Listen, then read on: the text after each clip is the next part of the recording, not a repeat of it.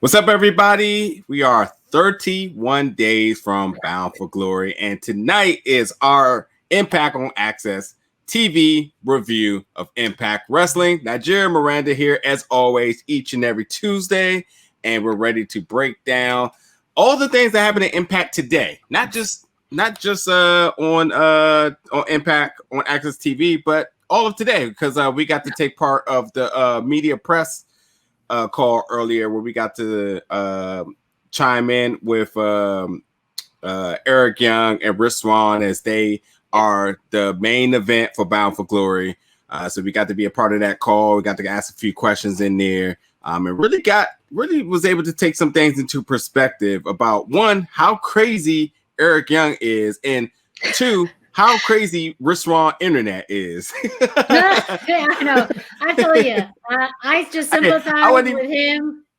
Man, I was like, man, look, I know he's in Maryland right now because we're going through that same thing. I was like, I know he's home right now.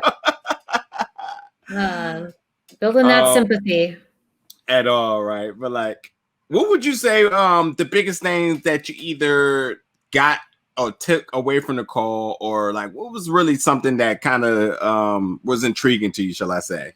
Yeah. Well, I think to start off, Eric Young had mentioned this right at the beginning. It was really the first time that Eric Young and Rich Swann had somewhat of this one-on-one interaction, other than, having a bunch of people in there asking questions and kind of being the in-between. It was a really interesting dynamic because they were talking to each other, but through lots of people. But that was an interesting note that Eric had mentioned, that this was really the first time he really got to speak to Rich one-on-one like this.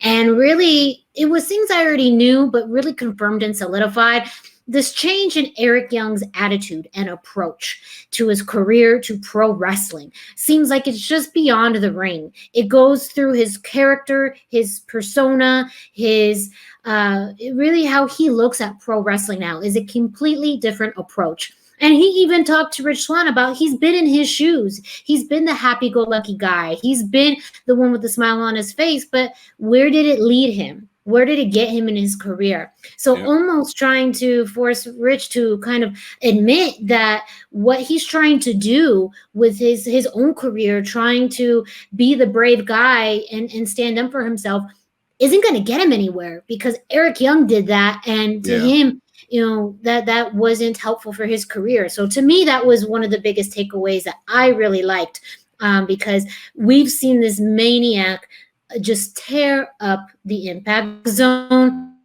but we really got to see more of the methodical side of Eric Young today. Yeah. I mean, I said it last week, and I'm just going to double down on it, that Eric Young is the best heel working in wrestling right now. But beyond that, Eric Young is one of the best talkers of all of professional wrestling. For him to hold, an hour and some change press conference call, take all sorts of questions, and without hesitation, the type of answers he was given, this isn't character work here. He really is who he is. And I mean, he says it with a smile. He's well dressed, he's ready to go, but he's definitely unhinged. He's literally the epitome of the type of people you do not ever want to meet in the alley, the one that you don't see coming, because he is unpredictable to the point that, like he said many times, he has no clue what he's going to do going into that match. He already knows who Rich Swann is because he's been that person. But him himself, he says, Rich can't prepare for that because he doesn't even know what he's going to do. And as we've seen tonight, Eric Young is willing to risk it all. He doesn't care who it is, where it is. Scott D'Amore was getting ready to get a receipt. The Deaners obviously took an L, but like Eric Young right now is working on all cylinders, and he's a guy to be feared. Like period. Well, he's absolutely that. After today, I had already had like pre-notion respect for him from other people. Preconceived. Thank you. But today it just went on to the next level for me because he is the professional he says he is. He's one of the hardest working people that everyone says he is. But considering selling this main event match and, you know, not putting himself over, but like putting into perspective who he truly is, he nailed it today. And that's nothing to take from Rich. I'll get to Rich in a second, but like Eric Young, he it's gonna be a crazy main event. That's all I can say. Yeah, well, one thing he said without saying it, his actions have shown it. Since the moment he came back to Impact Wrestling, he has had nothing to lose and everything to gain. And every single motion, every single action he's taken since coming back at Slammiversary was really that, because he had nothing else to lose.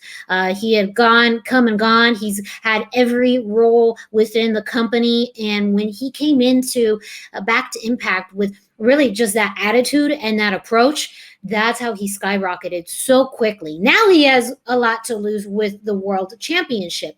But even then, I think he fights like that every single day. We saw that just the carnage that he wrecked during this week's Impact, and he continues to fight like he has nothing left to lose. Yeah, absolutely. And again, last week, you know, I had my reserves about Rich Swann, about being put into this position and selling us the idea that he's going to be ready for the match. Now, Rich Swann internet was kind of crappy, so I wasn't even comfortable asking him a question because I knew I probably wouldn't get an answer. But furthermore, from the answers I've heard him get, very short but very direct. And what I get from it with Rich Swann is that he doesn't have many words for this. He just keeps saying, okay, keep doubting me. And I also think that's a dangerous mindset as well, too. You know, he wears the pride of his heritage and being from Baltimore on his back, and that speaks a lot. I mean, no matter how you look at it, when Rich Swann speaks about the things he's been through, that's not character. So you cannot take that away from a guy that says, like, this is what got me to this point, and I'm going to keep driving it. And he's had success in everywhere he's been. He's had setbacks such as injury as this of this sort, and you know, and other things in his past. But he continues to show resilience. And as scary as Eric Young is right now, I'm really imbalanced about how I feel about Rich Swann, because as a friend and as a fan, Eric Young is doing something unlike anybody's done in a very, very long time. You know, even giving homage to Terry Funk, which is automatically, you mentioned Terry Funk's name, and you're just like, okay, well, I see where your mind's at right now. You know what I mean? So, I mean, it's Rich Swann, his approach to this, and I think in a lot of his career, I mean, he's, had a great attitude, and he's been a man of action in his own way as well. He's constantly had to fight uphill battles with people doubting him, with people not believing in him, with people, just underselling his career and his abilities. So what else is there to say hasn't been said? I get that from him. And he is a man who, he could say all the things he wants, but what he strives to do is show you what he can do. And his talent is much better seen in the ring. So that, to me, that's more of what I got the sense out of today, is that, trouble with internet and typically just shorter answers than Eric Young, but he will show us what he can do in the ring, and he knows that, and that's where that's where his career lies, and that's where I think where he could pull the upset of, gosh, the year, the decade, I don't know, but if anyone's going to pull an upset, it could be Rich Swann. Yeah. And again, Eric Young could just be overlooking him, because at this point now, much like I said last week, how do we know how ready Rich Swann is? Because we're not seeing anything. So how do we know how he's preparing, or what is he doing? What is he changing? What's his mindset going into this? We don't know. All we know is that he asked God the more for the opportunity. He granted it, and we'll see. We did not see Rich Swann on TV today.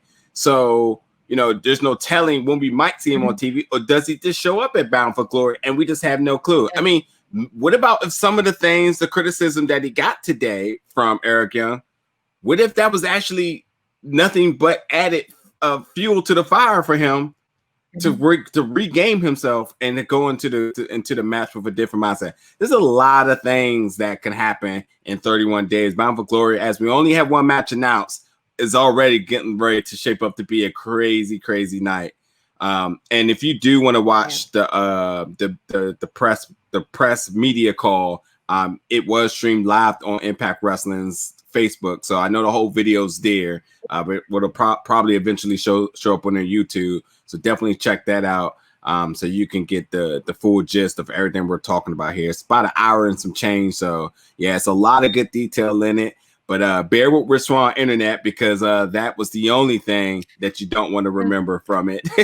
But he worked it out. Look, the bandwidth was the problem. He cut the video off and it started going. But like, I'm not even wanting to talk because mine's been crappy for like about 2 weeks. So like, this is just a product of the world we live in today. Yeah.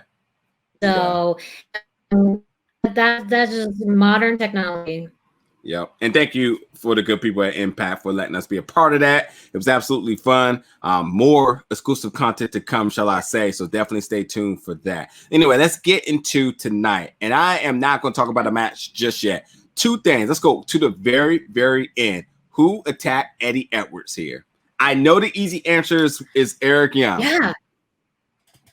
But I don't think so. But no, Eric Young he's proud of his work. I mean, we saw that tonight. He made a spectacle out of the Deaners, out of security. He wants to make a scene. There's no way that he would have made a surprise attack. He would have done it for all the world to see.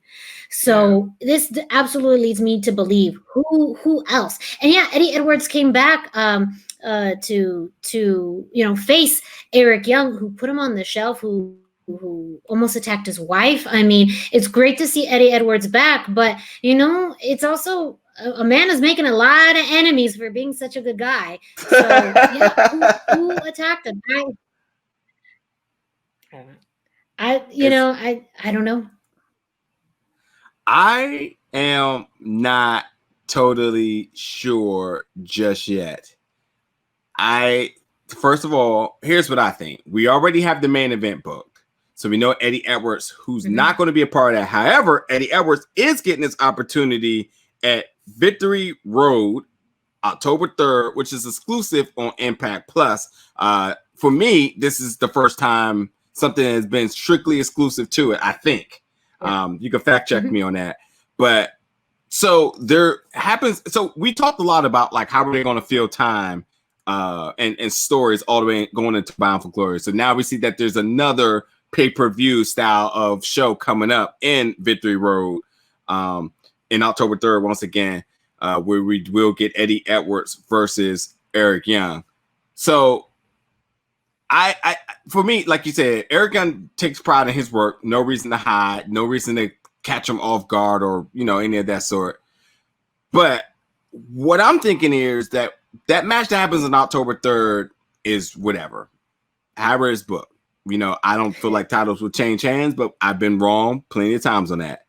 But whoever attacked him, I think is the bigger picture for them is going to be Bound for Glory with Eddie Edwards, so that there's something for Eddie Edwards to do. And it makes sense because you want one of your biggest talents. You want it on a show.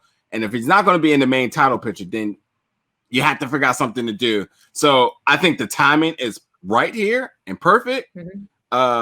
And it could be exciting because, again, one of those after the credit things, I'm a big fan of that. And we don't know who it is. So it's a little bit of intrigue. And who knows who it could be. I mean, there's some free agents still out there. I don't want to say any names just yet, but the opportunity for somebody to make an impact on the roster by going after Eddie Edwards is absolutely the way to do it. So it'll be interesting to see. I will say this, though. I know this is a long shot, but it's also a mild possibility as well, too. Without it being anybody new, I wouldn't be mad if this was Sami Callihan. Sami Callihan and Eddie Edwards, that feud is probably one of the hottest feuds of all of Impact history. And if you want to do that again, then let's do it. Because as far as I'm concerned, Sami Callihan and RVD, whatever they got going on, I think that's got to be over. We'll talk about that in a little bit. But I want to see Sami Callihan elevated back to the A tier where he belongs, and not to say anything about RVD and, you know, his really prestigious career, but he's even said it recently on a podcast that, you know, he kind of lost his passion for wrestling. And that doesn't mean that he doesn't deserve to wrestle, but like Sami Callihan is very, very much still eager and all the gears are going. So feed me some Sami Callihan on the grandest stage. So if it's Sami Callihan, Eddie Ortiz, you can sign me up for that any day. So I don't know, but we'll definitely keep an eye on how that's been booked. The next thing before we talk about the match really quick is something that needs to get trending. Hashtag Heath for Impact. Yes, I had to give a nice little golf clap because this week's Heath for Impact promo was amazing. Fire. This is what I'm talking about. You know, there's look, I love this side of Heath. He's a better comedy character than anything else. But this Heath for Impact promo this week, you guys just have to watch it. It is star-studded, and really. By that, I mean, you know, his kids. We get to see him. Best promo of the entire night. That's just right. Watch it. He said, hold on, I'm trying to think. His daughter asked for something. And he said, I don't know. And he looked at the camera and said, can we? I was dying. But look. They're asking for a water slide. Yeah. They were asking for a water slide. But it is very important. It's very important to note that Chuck Norris made an appearance today. I'm sorry. If Chuck Norris makes a threat towards you, you better abide by it because Chuck Norris endorsement. Yeah. Chuck Norris says, Scott, get it done. Scott, get it done. I loved how his little daughter was just, come on, Scott, come on. You know, I mean, just all of it. But star-studded cameos in there, literally. Which I can't even be mad at. I mean, this is a grassroots movement. So I appreciate the production value reflects that. So yes, this build up, this right here, I'm for. You're selling me. You're selling me, Heath. You're selling me Impact. Let's have more of this. I want to see more next week. I have to say one other thing, like Flavor Flav. First of all, the fact that they use Cameo, which we know third-party apps, as they say, has been in the news of professional wrestling. The fact that Cameo got an entire segment and that Twitch sponsors Impact. Cameo, you better be sponsoring Impact. That's free. Yeah. Look, it's just a statement to saying the culture in Impact is much different than other places. That's all. And you know, seeing the people that did the cameos for them is really cool, and I loved how that was done. I loved that entire segment. That's starting to tip me into the right direction with Heath. We've been worried about Heath being WWE Heath, redacted last name Heath, and never flourishing into an Impact Heath. And I think this was the step right here that is starting to sell me over. People in the comments, let me know. Are you feeling that Heath promo? Are you feeling Heath? And the bigger question is, hashtag Heath for Impact. Are you using it? Because it needs to go viral. We're gonna get this man signed, right? Well, I think too. We should. I mean, they should list in the comments below too. Who should be next to endorse Heath? I mean, and I feel like that's very big. Is getting more and more endorsement because then you can't. Then the people. So yeah, I think it'll be interesting if people leave in the comments too. Who else should endorse Heath for Impact? Yeah, look, I give you one, Bret Hart, because Bret Hart gave another wrestler an endorsement for another promotion. So why not have the excellence of execution give you an endorsement? He's on Cameo and he's ready to go. If Bret Hart gives an endorsement, you gotta go with his Scott. Scott, get it done. Heath for Impact. Use it. Hashtag Heath for Impact. All right. I'm Scott. Yes. Hashtag. Also, folks, if you also feel like that we may be a little hypocritical here, FYI, I have a Twitter, but if Miranda ever wants to join the Twitter world, I would also suggest to everybody in the comments, please tell her to also get one to use hashtag Heath for Impact. Just food for thought, you know. Oh man, now that's putting a lot of pressure on me. All right, we'll see. We'll see. I'm a bad friend. I'm a bad friend. Let's not put the cart before the horse. All right, I've been waiting to do this the entire review today. Thumbs up, thumbs down. That's right. Katie Forbes got a power driver, and I was good to go. I know that Miranda wasn't happy about it, but it's okay. Yes. And the fact that match happened, I will say this. I know I've been pretty funny about this. That was a solid match right there with RVD and Sami Callihan. And all things aside with Katie Forbes, I enjoyed this match because we're however you look at it, you know, Katie Forbes and Robert Dam, their character, they're in love, and so it's pretty genuine. And Sami Callihan even able to work with them and still have this real fierce side in him. And RVD, who is a hardcore legend of his own, I love how they just were able to utilize everything that was put into this mixing bowl of craziness and make it work. So you got the crazy Katie Forbes stuff. You got some Katie Forbes spots. You got some hardcore spots. You got some vintage Sami Callihan. And Sami Callihan giving Katie Forbes the power driver is absolutely the icing on the cake. I want to see Sami Callihan move forward to the next thing, but this was a nice bow on a ribbon on the box for me, and I'm cool with it. Yeah. No, exactly. This was a great match, and this should close. They've taken this as far as they can, and really the icing on the cake was, Sami finally getting his hands on Katie. That's something he'd been wanting to do for weeks, and so it's also revenge because he technically lost the match due to a Katie Forbes distraction with the hairspray. So, on top of everything that both Rob and Katie have put Sami through over the past few weeks, just the events, I feel like that was, it's time to move on. Sami could be utilized in so many different ways on the roster. And same thing with RVD. Yeah. I think it's time to keep things fresh and keep things moving. Yep, I agree.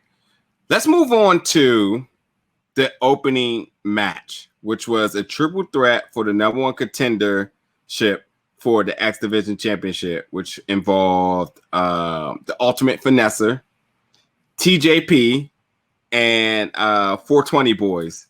Nonetheless, in a very exciting X Division style match. First of all, I just got to say, TJP, hate him or love him, the last thing that came out about him definitely was a misconstrued words by the media, not him, because I know he was getting ready to take a dump again last week on being on the bad side again. The dude is amazing in the ring, and I swear that this triple threat match was pay-per-view style quality performance. Everybody brought their A game to the point that they even still had tons left in the tank. I enjoyed this match so much because it is excellent considering everything, all the ramifications going into this.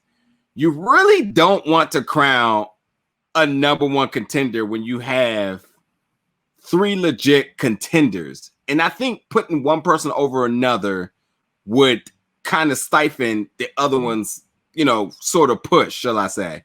So the match is the match. The match is good. Definitely watch this match. But with Trey Miguel winning and facing Rohit Raju and how that was worked, everything you've been saying about him ducking and dodging and getting this done, ultimately his roll-up pin, I bust out laughing because it was just hysterical. Rohit Raju is probably one of the best reactor wrestlers out there because, besides Chris Bey. Chris Bey is amazing too. But there was so much different energy in this match, but ultimately so fun, but so good. I am ready to inject more and more of this into the veins until I eventually overdose because this is so good right now. I it set the tone for the night. That's what I'll say. Yeah, I feel like this is going to be one of the best matches you will see on any program all week, period. Like setting the tone for the night, obviously the best wrestling match of the night. But even all the content out there, a lot of the work between Chris Bey and Trey Miguel. TJP was going to be moving into that number one contender spot with Rohit Raju, and I would love to see a program between Trey Miguel and Chris Bey. They have amazing chemistry in the ring, and I would love to see that.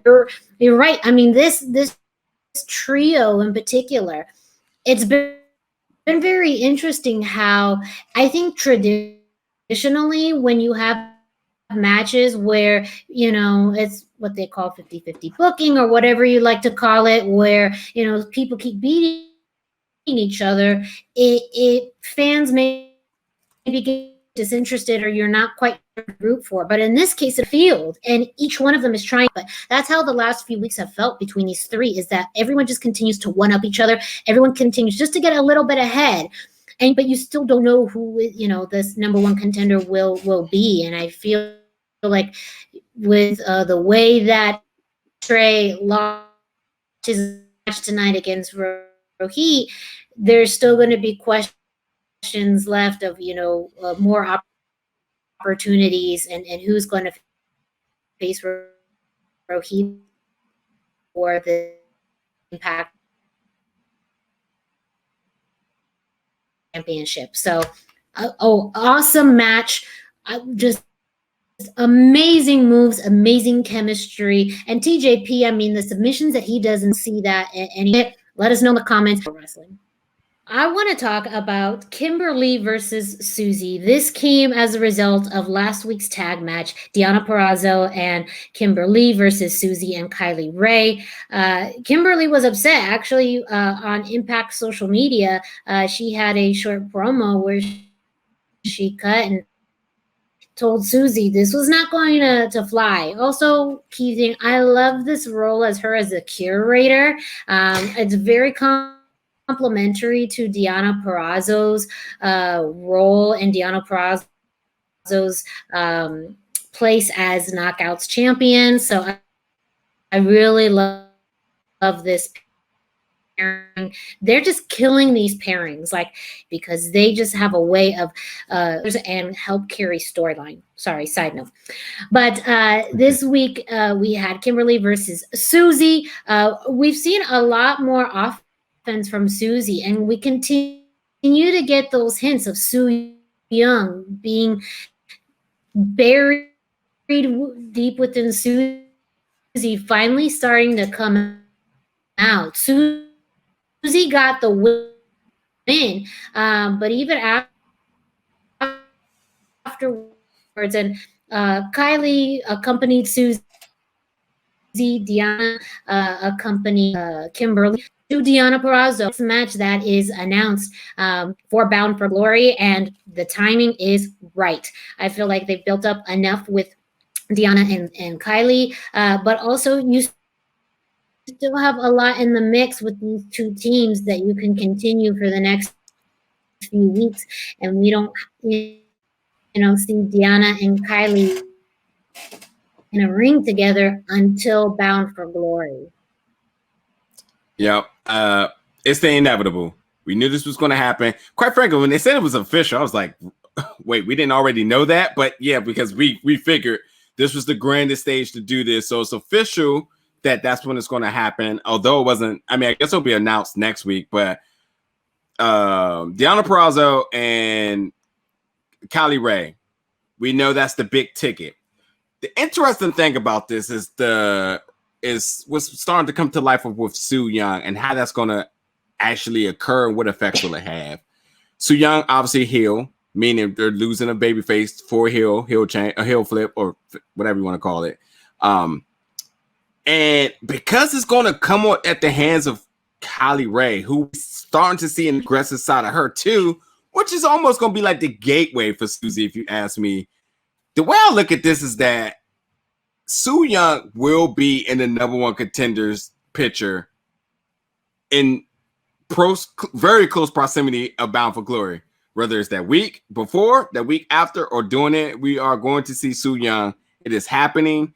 Su Yung has so much history at Bound for Glory, and it's only a matter of time. And I think that having another strong heel on the Impact division in Su Yung is always good for business.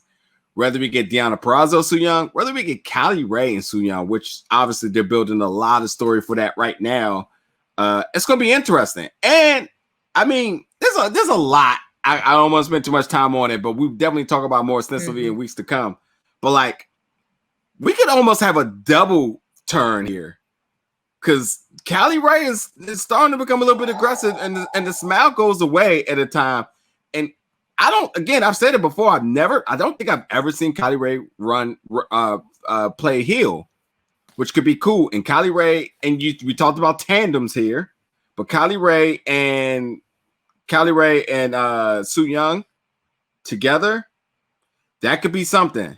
I mean, it could really be something. And I'm pretty sure with them being friends and all this that they've been working since being signed, they could probably be masterminding this right now. And who knows? I mean, I don't know. I'm excited for that. I got so many possibilities I want to talk about because I want to run out of time. So, Miranda, get us to the main event. Yes. With tonight's main event, we finally saw Jordynne Grace take on Tenille Dashwood. This is a match that Jordynne has been wanting ever since Tenille came back a few weeks ago, and really has been pointing out, where's Tenille been over the past few months? Tenille coming back, acting like she owns the place with her new photographer, Kaleb with a K, who, by the way, made her entrance announcement during tonight's show, and seeing over the past women in all of pro wrestling, and she continues to use that as her biggest strength, pun intended, as far as her arsenal. But Tenille Dashwood, things that they noted of her speed and also her height that she used to her advantage. Mm-hmm. So I mean, this was definitely a match where you had some competing styles. But I mean, overall, again, with the assist that Tenille had from Kaleb, Tenille was successful and beat Jordynne Grace. So I mean, one was, Jordynne's kind of starting from the bottom again in order to move back up to the Knockouts Championship. So Tenille is seeming to be a pretty big threat. Because even though Tenille was gone for several months, I mean, that means she was well rested. She's prepared. And she's also been able to see the landscape of the women's division. And, she's able to make it all about her. So I have a feeling we're going to get a rematch fairly soon. But I really enjoyed this match. I thought it was really well done. And I mean, yeah, this story is not over. We're definitely going to see, if anything, Tenille brag about this win and would want it to be over. If Jordynne has anything to do with it, it's not over. Yep, Tenille Dashwood, who has the most followers of all of Impact Wrestling, because that was important for us to know, is back. No ring rush. She looks good in the ring. It's good to see her healthy, confident, and by all means, the gimmick's the gimmick, but we know that she was having some medical issues outside of her injury as well. And, I'm not sure where she's, we know she's from Australia. I'm not know where she was actually living, but regardless of all that, she's back, and her being in the Impact Zone, in the Knockouts division, already making claims, who you can arguably say right after Bound for Glory has to be the next person within the picture, unless Su Yung has something to say something to that. It's good to see her. I am very, very pleased by this match, her presentation, and everything, because let's not forget, we've seen her make appearances, returns, gimmick changes, and it hasn't worked. This was good. Working with Jordynne is always a plus. That Michinoku driver that Tenille took, questionable. Yes. Man, like that happened so quick. It was quick, like that too. That was crazy. Yeah, Jordynne is strong, and I know they put a lot of emphasis on it, but she legit is. And for her to snap that Michinoku driver in the manner she did, safely and everything, she's one of the best to work with. I'm loving what's happening with Jordynne, although she's losing. I mean, let's not also forget who's also has been sort of say losing, and that's Taya Valkyrie. And even if you want to put it, even at the bottom of the roster, it's still some of the best in the world. So like, it's all good wherever you go. And I like to see.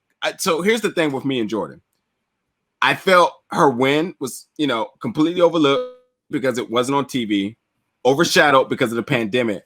So why not, basically, erase the chalkboard for a second and etch out a new plan. And let's see her rise again. Now that we can see it for what it's worth. Now that Impact understands who they have and would dare put a championship. You wouldn't dare do a title change and not put Jordynne Grace on TV again. I'm pretty sure they had that talk. But nonetheless, amazing job by the ladies in this match and all of tonight. This was a solid night. Less matches than last week, but accomplished a lot. We are 31 days from Bound for Glory, and today was another great step into what's going to be a really, really good pay-per-view. That's all I got for Impact on AXS TV review for tonight. Miranda, anything else before we sign out tonight? Real quick, I just love the Wrestle House mini reunion that Johnny Bravo put together. His band of merry men to help with the wedding planning. And I mean, how did you not talk about what's to come next week? We have Falaba and Johnny Swinger for the best Johnny man. Swinger. Yeah. For the best man. Impact. I was just looking at the time. TV every week. No doubt. I was just looking at the time. Okay, I could have gave you 10 for Johnny Swinger easily, but I forgot that you all got. Next week's going to be pretty entertaining as well. But folks, totally let us know what you thought about tonight's episode. Ask Miranda all the questions that you have because you guys love her, and I love that you love her, and love is love. So good to go. But yes, definitely let us know what you thought about tonight's episode. Definitely give a check out to the press media call earlier. You really get a lot into perspective about the main event for Bound for Glory BFG. And as always, each and every Tuesday, catch our review on YouTube, 10 p.m. after the conclusion of Impact on Wrestling TV. Everybody, thank you so much for watching. Catch you all next week.